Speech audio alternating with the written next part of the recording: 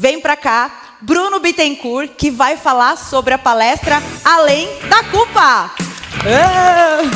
Vai lá, Bruno. Vai lá, vem. Bom dia. Ó, a culpa desse bom dia não ter sido muito bom foi minha. Então agora eu quero uma ajuda de vocês. Só os bonitos agora, só para quem é bonito. Bom dia. Aí, viu? É disso que eu tô falando. Pessoal, quem aqui, em algum momento da vida, já se sentiu culpado, além de mim? Quem? Quem aqui, em algum momento da vida, já se anulou para agradar aos outros e simplesmente não se preocupar com você, além de mim? Quem? Perfeito. Pessoal, a culpa, ela corrói a alma, faz você viver no passado e perder os melhores momentos da vida. Eu quero que vocês imaginem agora, na frente de vocês, uma floresta escura, sombria. Vocês só enxergam escuridão nessa floresta. E enxergando essa floresta, vocês ficam com muito medo de adentrar essa floresta. E à medida que vocês vão caminhando e entrando dentro dessa floresta, vocês percebem que entre os troncos, entre as folhagens dessa floresta, brotam luz. E aí fica a pergunta, de onde brotou essa luz? De onde ela surgiu? Ela sempre esteve ali. Então, quando vocês andam, caminham em direção à sombra de vocês, a luz que vocês tanto buscam está ali. Eu quero contar a história de uma criança, da minha criança, e talvez, eu tenho certeza, que essa criança vai ser semelhante a muitas crianças que estão aqui. Eu vejo hoje muitos adultos dentro dessa sala, mas por trás desses adultos existem algumas crianças, possivelmente crianças feridas dentro desses adultos. Eu sou Bruno Bittencourt, eu sou filho do meio de 3 irmãos, filho da dona Nadilza, uma nordestina, uma baiana, porreta, filha mais velha de 11 irmãos. A minha mãe, ela começou a trabalhar muito cedo, mas quando eu digo muito cedo, é muito cedo mesmo, 7 anos de idade. Com 7 anos de idade, ela já trabalhava numa padaria. E ela trabalhava atendendo os clientes. Imagina uma pequenininha de 7 aninhos de idade, atendendo outras pessoas dentro de uma padaria. O pagamento dela era muito pouquinho, mas ela tinha direito de comer um pão com manteiga e tomar um café com leite. Era o que ela tinha de direito de comer naquele dia de trabalho. Com o restante do dinheiro que minha mãe recebia no dia de trabalho dela, ela comprava outros 10 pãezinhos. Caminhava em direção até a casa da minha avó, entregava tudo para ela. Os 11 pães e aquele copo de café com leite. A minha avó pegava aquele copo de café com leite e repartia para todos os 11 filhos. Um golinho de café com leite para cada filho. E aquele pão com manteiga que a minha mãe tinha direito, a minha avó tirava toda aquela manteiga e ia colocando um cheirinho de manteiga em cada pão. E entregava para todos os 11 filhos. A minha mãe, ela se achava mãe dos meus tios. Ela nunca sentiu o amor da minha avó. Pelo menos não como filha. E o sonho da minha mãe sempre foi ter uma filha menina. E o sonho da minha mãe em ter uma filha menina era simplesmente para entregar um amor único e incondicional que ela gostaria de ter recebido como filha. Porém, aí vem o problema. O meu problema. Minha mãe queria uma filha mulher. Se ela queria uma filha mulher e eu nasci homem, o que veio dentro de mim? Culpa, rejeição. Por que rejeição? Porque nem era para eu estar ali. Porque culpa, eu roubei o espaço de uma outra pessoa. E aquilo me corroeu durante muitos anos da minha vida. Mesmo a minha mãe demonstrando todo o amor que ela sentia por mim. Ela me amava muito. Falam que não tem filho preferido. Está aqui, meus irmãos, que se tratem depois. Mas sim, existe um filho preferido e esse filho era eu. É o meu Bruno. A carne mais molinha, sem gordura, o arroz mais soltinho era meu. Então sim, existia o filho preferido. E era eu. Mas mesmo eu sendo esse filho preferido, eu tinha aquela ferida dentro de mim. Ela já estava aberta. Mas eu não sabia o que fazer. Aquela criança simplesmente estava buscando o quê? O amor. Inicialmente o amor da mãe. Eu quero o amor da mãe, eu quero o amor da mãe. Como se fosse aqueles bichinhos, sabe? macaquinho, gambazinho, que fica tudo amarrado nas costas da mãe. Se eu fosse um bichinho, eu queria ser um gambazinho, um macaquinho, para ficar colado com a minha mãe. Mesmo ela me amando muito, eu ficava buscando a todo e qualquer custo esse amor dela. Meu pai trabalhava em 2 empregos. De manhã, ele era taxista, e à noite, meu pai trabalhava de garçom numa pizzaria. Minha mãe tinha que ajudar o meu pai nos afazeres, né? Então ela cuidava da casa e fazia artesanatos também. Ela me colocava dentro de um chiqueirinho. Quem é que sabe o que é um chiqueirinho, cercadinho, bercinho? Só que aquele chiqueirinho de antigamente era como se fosse uma espécie de alambrado. Tinha como se fosse alambrado de estádio de futebol. Minha mãe me colocava dentro daquele chiqueirinho e a dor começava. Era um choro sem fim, sem fim. Eu chorava, eu gritava. Era um grito muito alto mesmo. E a minha mãe não dava muita atenção para aquilo. Ela me deixava ali e ia fazer as atividades dela. E ela estava certa. Só que aquela criança ali dentro daquele bercinho ficava mais uma vez. Por que eu estou aqui? Essa mulher não me ama, essa mulher me abandonou, ela me deixa aqui dentro, ela não me dá carinho. E aí eu buscava o amor dela. E o que eu fazia? Eu escalava aquele chiqueirinho. Eu escalava. Como que é o corpo de uma criancinha? Pequenininho, magrinho, cabeçudo. Sim, eu. Pequenininho, magrinho, cabeçudo, escalava aquele chiqueirinho. E quando eu chegava aqui em cima, que eu olhava para baixo, a cabeça pesava e eu caía. Pau! E quando eu caía, minha mãe escutava aquele barulho de coco caindo no chão e um berro de dor. Ela vinha correndo. E quando ela vinha correndo e me pegava no colo, eu tinha tudo aquilo que eu mais queria, que eu mais buscava, que era o amor, que era o acolhimento, que era o aconchego da mãe. E ela me pegava e colocava no colo, e ela me dava aquele leite materno quentinho. Hoje eu não sei se é bom, mas naquela época era tão gostoso. E eu me sentia muito, mas muito amado. E foi aí que começou outro problema. Eu comecei a associar amor à dor, porque tem que doer. Então os relacionamentos, as convivências, todos os meus relacionamentos tinham que estar envolvidos à dor.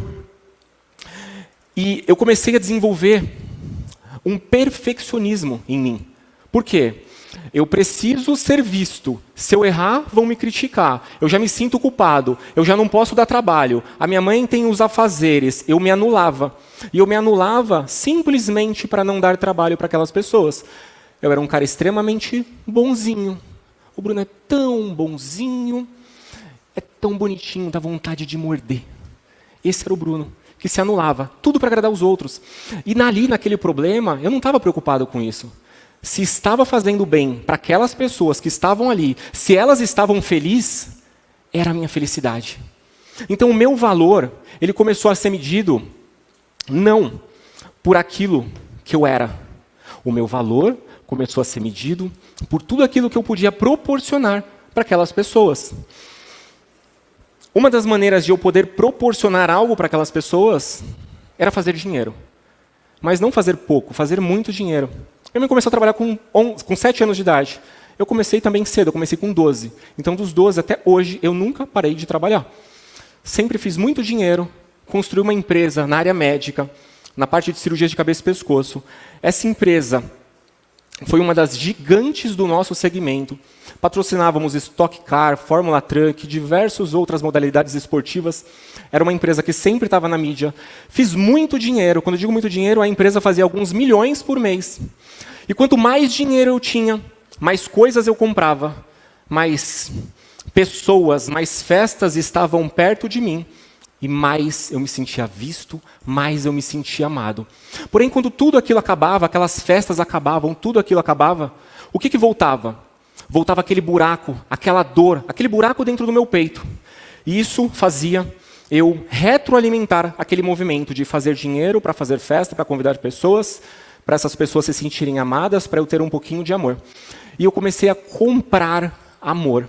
Eu comprava minutos de amor. Se uma festa durava 1 hora, eu tinha 1 hora de amor. Se durava 2, eu tinha 2 horas de amor.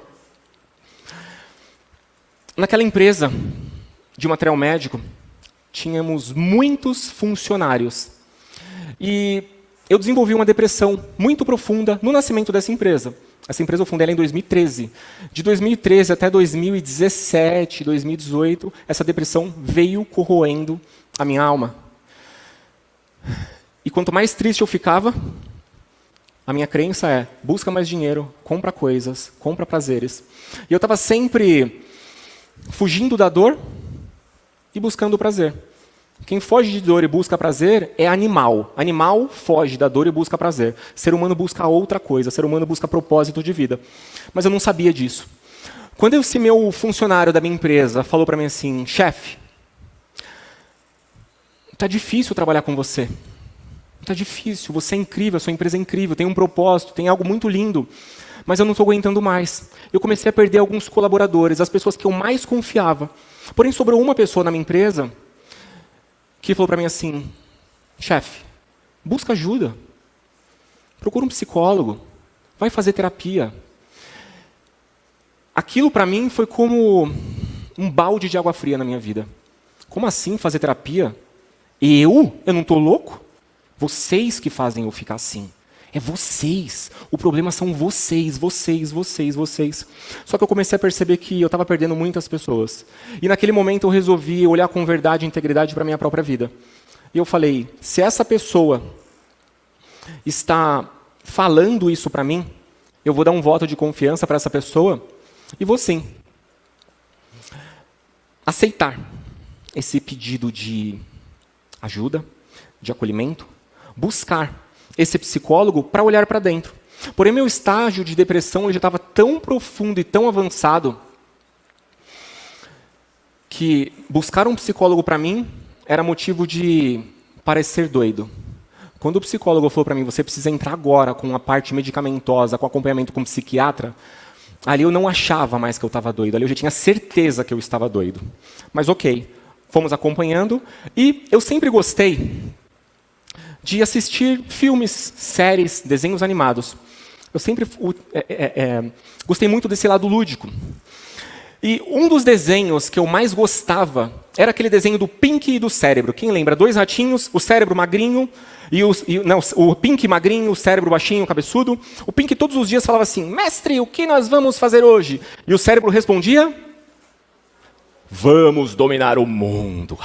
E era exatamente isso que eu queria. Vamos dominar o mundo. E como que eu posso dominar o mundo? Os problemas, já fazendo o tratamento com psicólogo, era dos outros. Então eu falei assim, se eu fizer hipnose, eu vou manipular todas as pessoas, elas vão ser as minhas marionetes. Eu vou comandar tudo que elas vão fazer, e elas não vão nem saber que eu estou hipnotizando elas. Eu fiz uma formação, 2, 3, vi gente imitando galinha, comendo cebola achando que era maçã, tomando um copo de água achando que era cachaça, e ficava alcoolizado, eu achava aquilo incrível.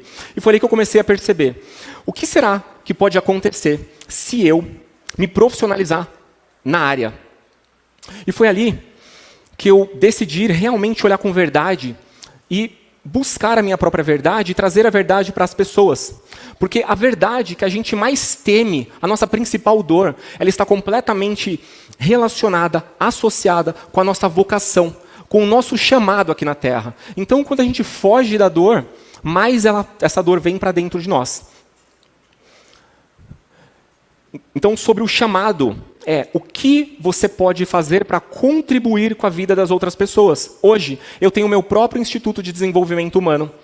Hoje eu atendo pessoas com problemas iguais ou piores do que eu tive no passado. E atendo também com inteligência emocional através de palestras e desenvolvimento humano. Eu vou correr aqui que o meu tempo está acabando. Aquele amor que eu sempre buscava, ele sempre esteve dentro de mim. O que eu buscava nos outros, eu deveria ter procurado principalmente dentro de mim. Tudo aquilo que a gente busca fora, ele sempre esteve dentro de nós. Eu gostaria de deixar aqui para vocês 2 dicas para vocês levarem para a vida. Dica número 1. O problema que você tem na vida não é o problema. O problema é o que você interpreta com o que aconteceu na sua vida. Um exercício para vocês, tenho 3 segundos, peguem uma folha, dividam em 3 partes. Parte número 1, o que aconteceu. Parte número 2, o significado que você deu para o que aconteceu. Parte número 3, o melhor significado que você pode dar para o que aconteceu com você. Significa que, parte número 1, meu pai me bateu de pau quando eu tinha 5 anos de idade. Parte número 2, eu me senti um lixo, rejeitado, abandonado, meu pai não me ama. Parte número 3, qual é o melhor significado? Eu agradeço meu pai por ter feito isso comigo, porque hoje eu sei o que não fazer com um filho. Agradeço meu pai por ter feito isso, porque hoje eu sou um homem íntegro. Então, mude o significado. A sua mente não difere real do imaginário. Para a sua mente não difere passado, presente e futuro, tudo é hoje. É onde você coloca a sua visão, onde você está. Perfeito? Aqui estão as minhas redes sociais, meu link do Instagram. Escaneiam, me sigam, quiser interagir comigo. E uma mensagem para vocês é: os caminhos mais iluminados que nós buscamos na nossa floresta brotam das sombras que nós tememos entrar. Que vocês todos tenham um incrível dia de transformação. Fiquem com Deus. Beijo no coração de cada um de vocês. Show! Parabéns. Que incrível, hein?